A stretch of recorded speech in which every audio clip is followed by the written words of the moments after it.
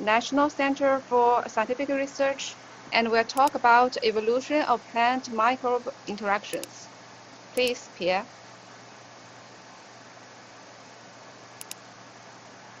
Okay, well, thank you for the introduction. Thanks for the invitation to be here today among the stellar panel of scientists. I feel a bit, yeah, very proud to be with all the amazing speakers we had today. And in particular, after Yi Liang, that I have known for a number of years, and seeing a program expanding that way is just amazing. So I'm not really pleased to talk just after her, but I'll do my best. So my talk today will be about our work in my lab on the evolution of plant-microbe interaction, which is a topic I've been exploring for a number of years now.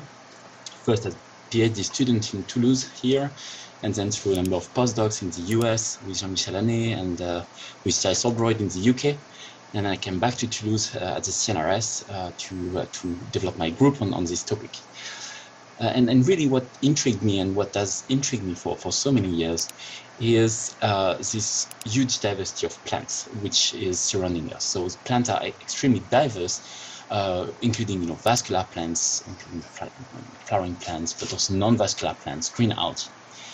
And what makes them extremely intriguing is that they are all interacting in different ways with their environment, both the biotic and the abiotic environments. And among the interactions they form with the biotic environment, with the microbes and the macroorganisms surrounding them, are a tremendous diversity of interactions that can be pathogenic, and I'm not going to talk about plant pathogen interactions today, but can be also beneficial, symbiotic, where both the partners, the plant and the microorganisms benefit from the association. So roughly we can divide these symbiotic associations in two categories. In one category, the symbiont stays outside of the plant cell. That's the case of the extracellular symbiosis, here exemplified with lichens, where you have a single algal cell surrounded by the fungal hyphae. And then there is the intracellular symbiosis, where the microbes they grow inside the plant cells. They are really accommodated inside the cell that stays alive. And in this case, for instance, you can see the fungal hyphae forming these arbuscules, which are multi-branched structures, where exchange of nutrients occur between the two partners. Most of these associations are found in diverse species, but they are between plants and fungi. There is actually a single case of intracellular symbiosis with bacteria, and that's the case of the nitrogen-fixing root nodule symbiosis, which is specific to flowering plants, mostly in legumes such as soybean or melcalia. And this is really something very peculiar compared to plant-fungi associations. So the goal of my lab is really to understand how this huge diversity of plant microbe interactions evolved, how they work, and possibly to use that knowledge to to engineer new types of symbiotic associations. So we can briefly go through these three steps that mostly involve comparative approaches. We are building or trying to reconstruct the evolutionary history of plant symbiosis through comparative phylogenomics and multi-species transcriptomics, and now I'll give you a couple of examples. Then we are trying to really discover the molecular basis of these interactions using reverse genetics, but not only in one or two species. We are really trying to cover a large body of plant species. And the third step, I won't talk about that today, is to use that knowledge to engineer new symbiosis.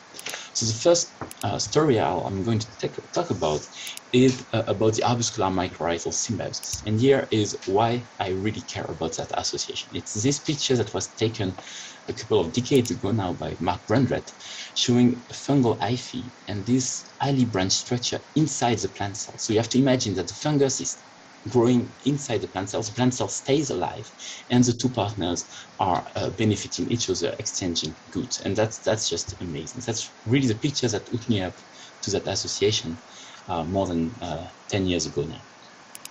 So before the two partners reach that extremely intimate stage, they go through a number of steps. So the first step is the recognition of each other through the exchange of molecular signals. So plants produce strigolactons, which are perceived by the fungus, and this activates the fungal metabolism that in turn produce other type of symbiotic signals. Perceiving these signals, the plant activates a dedicated pathway that allows the fungus to colonize the plant cells. And ultimately, the fungus reaches a dedicated cell layer where it develops these ion branch structures and the two partners exchange goods. The plants mostly provide lipids to the fungus, and the fungus provides tons of different benefits, including water, phosphate, and nitrogen. So we care about this association because it's a very cool one, but also because we can find it in almost all land plants. 80% of the extant species, both vascular plants and non-vascular plants. And because of this widespread distribution, it was a long time ago proposed that maybe this association was extremely ancient in land plants. The other reason supporting that hypothesis is that all the plants that have been tested so far benefit from this association. And the last argument in favor of that is that in the most ancient plant macrofossils, they are more than 400 million years old, we do find these structures that look very similar to the arbuscules in extant species I just showed the slide before. And altogether, that suggested that the arbuscular mycorrhizal symbiosis actually evolved in the most recent common ancestor of extant species. But that remained as an hypothesis for something like 40 years. And my goal for 10 years almost was really to try addressing that hypothesis. So to do that, the first way we used was to use comparative phylogenetics. So we know from angiosperms many genes which are important for this arbuscular mycorrhizal symbiosis. If the interaction is really ancient, we expected these genes to be highly conserved across the entire land plant lineage. And to cut a very long story short, we actually demonstrated, looking at different genomes that we sequenced with other groups or in-house, that indeed all the genes we knew about in angiosperms were also present in non-vascular plants. And from that, we can infer that they were also present in their most recent common ancestor. So of course, the fact that they were present doesn't mean that they were playing a symbiotic function in this ancient plant. The only way to test that would be to get genetic data in non-vascular plants like we have in angiosperms. So we spent a lot of time developing a model to do that. So in non-vascular plants, you may have heard about Fiscomitria patens, which is a moss, but that moss doesn't form mycorrhizae. You may have heard about Mercantia polymorpha, which is a liverwort, but again, Mercantia polymorpha doesn't form mycorrhizae. So we had to turn to a different model, and that model that we developed is called Mercantia palliaceae. So here you see a picture from the top. And if you make a section, it looks like that. The photosynthesis occurs on the upper epidermis here. And when the fungus is around, it colonizes through the rhizoids and gets into this inner parenchyma where it forms arbuscules. That's how it looks like under a confocal microscope, where you have the rhizoid full of hyphae, intracellular hyphae, and then these beautiful arbuscules, which are inside the plant cells. So to determine whether what we were seeing in Mercantia was actually similar to what we have in angiosperms, we first started by doing RNA-seq comparative transcriptomics, comparing non-mycorrhized plants and mycorrhized plants. And that's a project that was led in the lab by Melanie Rich, who was postdoc. So we looked at gene expression over 8 weeks time course experiments, and we found obviously many genes regulated during the association in Mercantia, including genes linked to the carbohydrate metabolism and also type of biological processes. And then we cross-reference this RNA data in Mercantia with data available in angiosperms. And what we found, that the black squares here and there, is that many genes that were transcriptionally upregulated during the association with mycorrhizal fungi in Mercantia were also upregulated in diverse angiosperm species. So it seems that there is a universal transcriptomic response to mycorrhizal fungi across the land plants. And we expanded this universal response to one metabolism in particular, which is biosynthesis of fatty acids, which was really activated in all these species, indicating that during symbiosis, plants, whatever they are, produce fatty acids.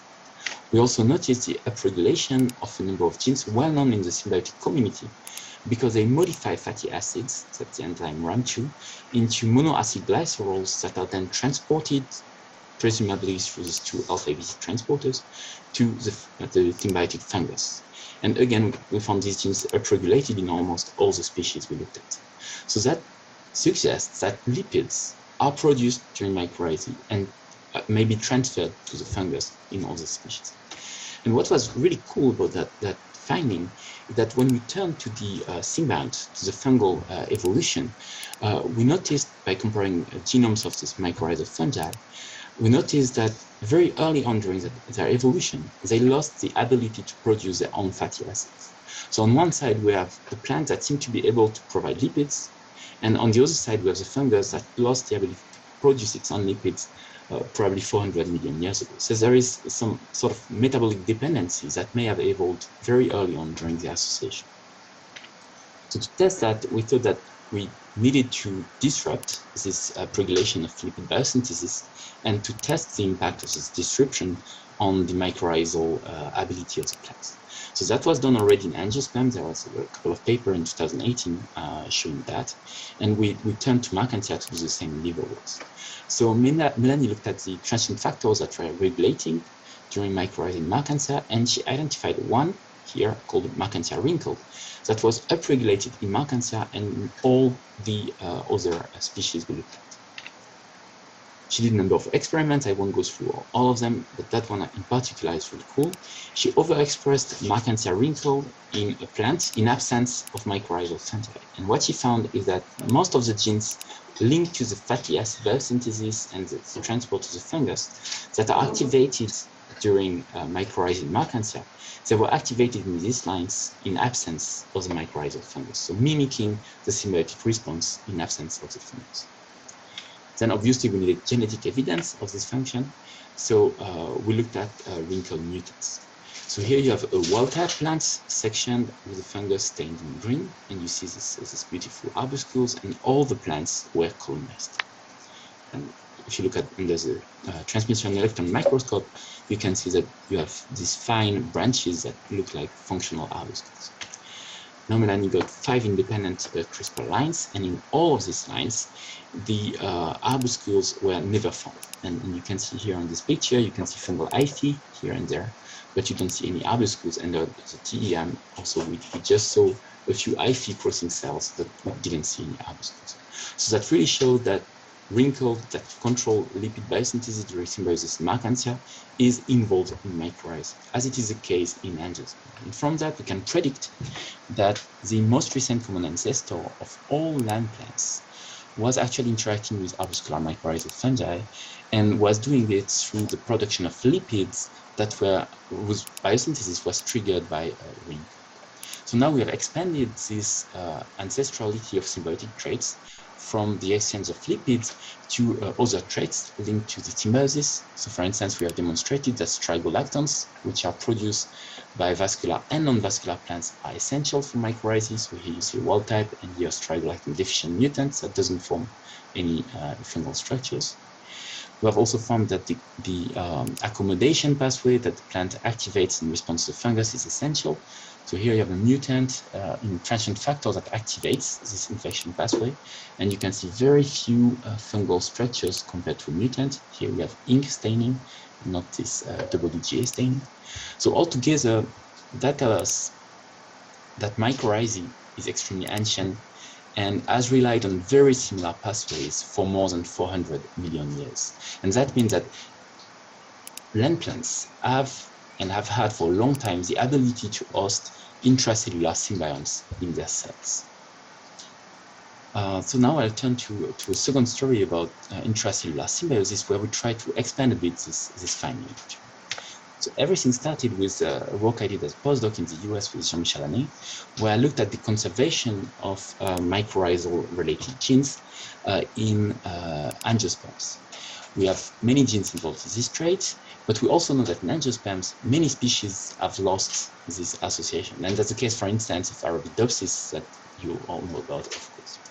So something I noticed at the time is that in all these cases where mycorrhizae was lost, many of the symbiotic genes were also lost. So there is a very strong correlation between maintaining these genes in a genome and maintaining the arbuscular mycorrhizal symbiosis. And that really holds true in all the angiosperm lineages I looked at the time.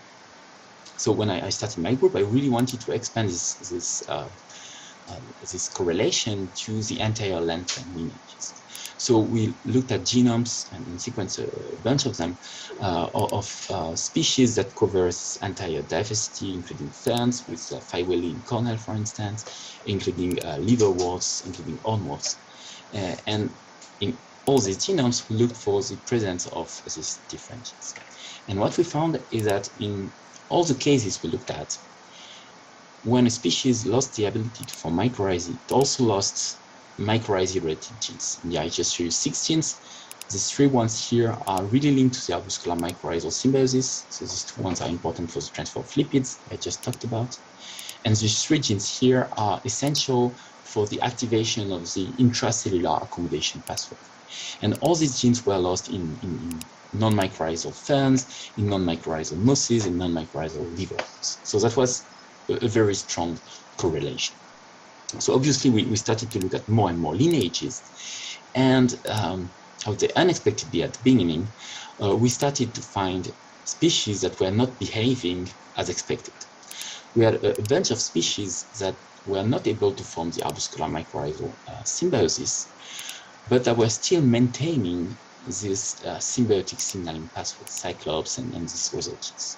So these species had lost these very specific arbuscular mycorrhizal related genes, as you can see here, but they maintained this signaling pathway. So we really tried for quite a few days, I would say, to understand what we were seeing. And what we realized is that actually these species that have lost mycorrhizae but maintain these genes, they do have something in common. And this something in common is actually the ability to host intracellular symbiont. For instance, in lupinus, that has lost mycorrhizae, nitrogen-fixing bacteria are hosted intracellularly. In orchids, it's the orchid mycorrhizae. In ericoids, we have the ericoid mycorrhizae, and so on and so forth.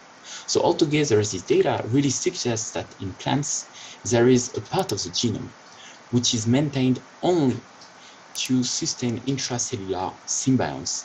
And this pathway has been again conserved for more than 400 million years, evolving first for the arbuscular mycorrhizal symbiosis. And understanding how this pathway, from a single pathway, multiple symbiosis evolves, is really one of the key objectives we are focusing on now through a recently awarded ERC project. And when it comes to specificity, I started by saying that the nitrogen-fixing symbiosis with bacteria is very peculiar.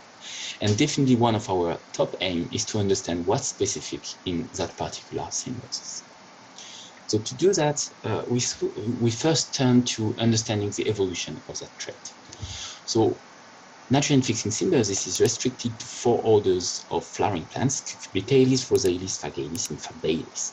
And in these 4 orders, there are just a few species actually that form this association. Many species are not able to form it.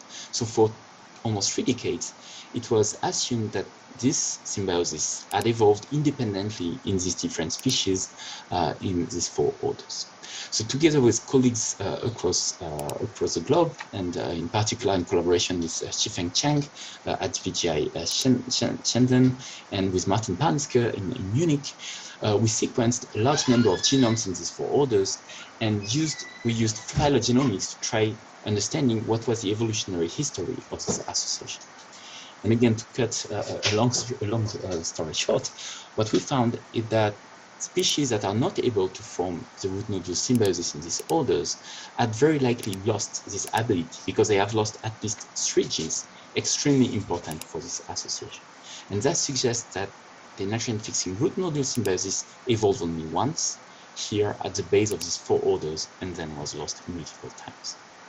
So that tells us also 2 things. First, that nitrogen fixation can be counter-selected in some cases, and we still don't really understand why. But that also tells us that if we want to understand how this symbiosis evolved, we have to look at that particular node here, which is 110 million years old. So, and this is something we have been doing for the last 5 years as part of the international consortium ENSA, led by Charles Oldroyd. And I won't show you all the data we have accumulated, but I just want to show you one result we got, and that has been further validated in collaboration with Martin Paniske in Munich. What we found, we didn't find gene gains here. So we didn't find any genes that were that seem to have evolved specifically for that association to evolve.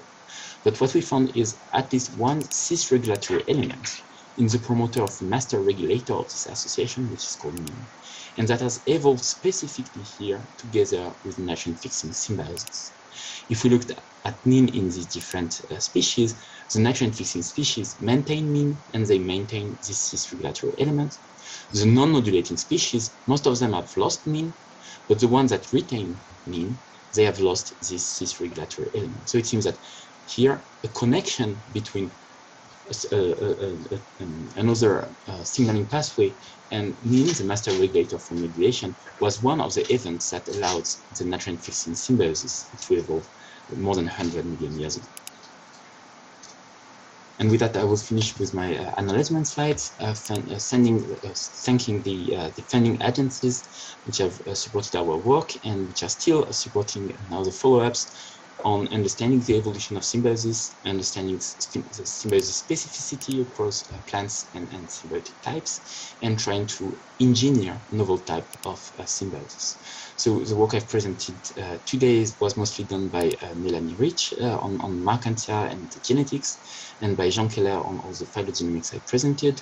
The Cyclops project I just mentioned is led by Tatiana Van in the group. And I also want to thank our collaborators. We are collaborating with many groups across Europe and the US and China. And Japan and many other countries actually, but I think our main collaborators today are really Jai Solbroy in the UK, which is extremely supportive, and Guru Radhakrishnan was PhD student when I was postdoc there, and we did a lot on developing Markantia as a model. We have an ongoing collaboration with Chifeng Chang on the 10kp project, trying to sequence many plants to understand plant diversification.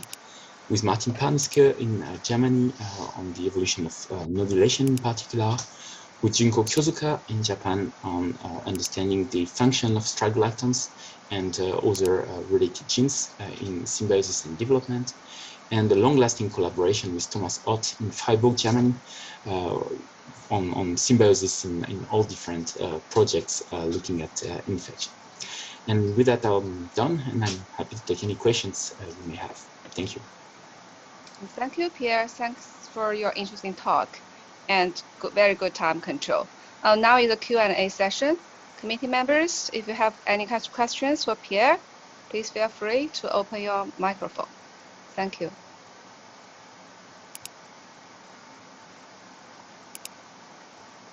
Hello, Pierre Mark. Hello. Hi. Great talk. Thanks.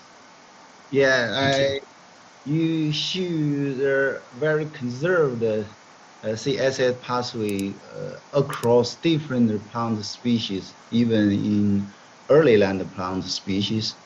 Have you checked this gene also present in Angela or other species? In which species? Or in algae? Angel. The sea plant. Okay, yeah. So yeah, that's a good point. Yes, we did it actually. So what we found is that the signaling genes, so the ones really involving on the common symbiotic pathway, basically, is present in the algae which are closely related to land plants. And these algae clearly don't form intracellular interactions. So the current model is that this pathway was involved and has been involved in different type of pathway for a long time. And then in land plants was recruited to form intracellular symbiosis. So this is definitely something we're interested in, but what the function of this gene in algae is, that's still a mystery. Okay, let's raise another question. Did you have you found some specific species-specific signal pathway for AM symbiosis or for Uroki symbiosis? So I mean that's a question we are trying to target right now. So we have found definitely things which are specific to the arbuscular mycorrhizal symbiosis. So for instance, phosphate transporters that seem to be specific to AM symbiosis. So PT4 that you know in Medicago, I mean that clade of transporters, it seemed to be specific to arbuscular mycorrhizal symbiosis.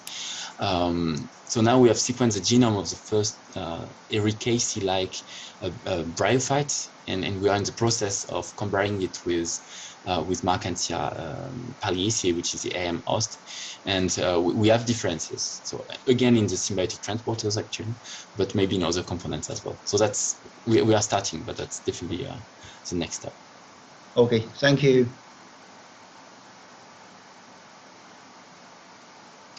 So I have a question. So in the cases where you see loss of pathways or parts of pathways, is there a correlation with environment, growth environment, or climate, or any hypotheses? Yeah, I mean, yes. So let's say a common theme seems to be the evolution of complementary nutritional modes. For instance, there is a clear loss of genes and loss of mycorrhizae in carnivorous species or in parasitic species. So what's not clear is whether loss of mycorrhizae was followed by these complementing pathways, or whether the evolution of these pathways triggered symbiosis loss. But there is very good correlation.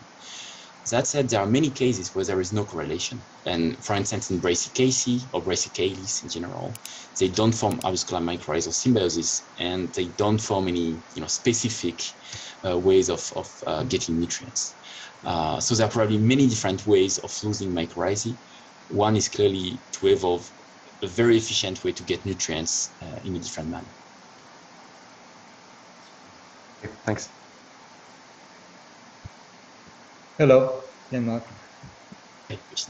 I have maybe a related question. So this lipid exchange with the fungus is sort of fascinating, and I was wondering, is that particular pathway that the fungus lost, is that an accidental target, or is there something specific about it in metabolic cost or so that makes that this pathway is something that is great for the fungus to outsource?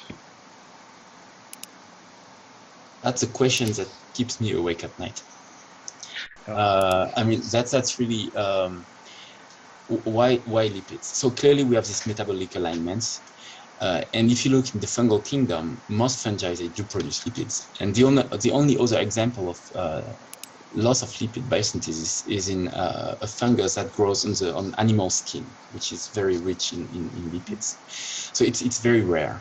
So let's say my crazy hypothesis would be that plants gain something to control microbes by targeting the lipid pathway, and that by losing the lipid pathway, this fungi gains the ability to be more efficient at colonizing plants. And for instance, there are some reports suggesting that strigolactons could have a toxic effect on microbes. We have no idea how it could work, but if it's through targeting the lipid pathway, then by losing the fatty acid pathway, the fungus would become insensitive to this antimicrobial compound and better at invading the plants. So that might be one option. Very speculative, but why not? Thank you. Okay, very nice talk. So you just said that the strigolactone is involved in AM symbiosis. So did you check the evolution of strigolactone pathway? Is there any correlation with the the AM symbiosis evolution? So what we have done is to exactly look at that, and we did it in two lineages, in vascular plants and in non-vascular plants. In vascular plants, strigolactones are maintained also in non-symbiotic species, but they also play a role as plant hormone. So there is this double selection pressure. In non-vascular plants, we have very clear evidence that strigolactones are lost in a number of species that have lost mycorrhizae. And that really suggests that in bryophytes, non-vascular plants, they are only symbiotic signals and not developmental hormones, while in vascular plants, they have both functions. So that, I mean, the paper should be out in a few weeks now. If you want to read about that. Okay, thank you. Hi, Paramark. That was a nice talk, and there's some genes that required for symbiosis have been kind of conserved in non-symbiotic plants like Arabidopsis. For instance, DMI1. Do you think those genes might be repurposed for other functions during the evolution? Yeah, I think there are two answers to that question. So if they are maintained, it's clearly because they have a function, I think, Sure. because it has been for millions of years. So some of them, they clearly have a dual role. I'm thinking, for instance, about DELA, which are regulators in the gibberellic acid pathway. They also play a role, and Erta Wang published a beautiful paper about that. They play a role in mycorrhizae as well, but they are maintained always because of this other more hormonal pathway. And then there are genes that may have been completely repurposed or have, let's say, in specific lineages, dual functions. For instance, RAM2 that I mentioned, which is important to modify fatty acids. So this gene in angiosperms is specific to mycorrhizae, but in liverworts, it seems to have gained an additional function, which is the production of the cuticle that surround the plant tissues. So it seems that in different lineages, these genes may have been co-opted or not for different functions, and then they are maintained or not when mycorrhizae is lost. But it's species specific or lineage specific.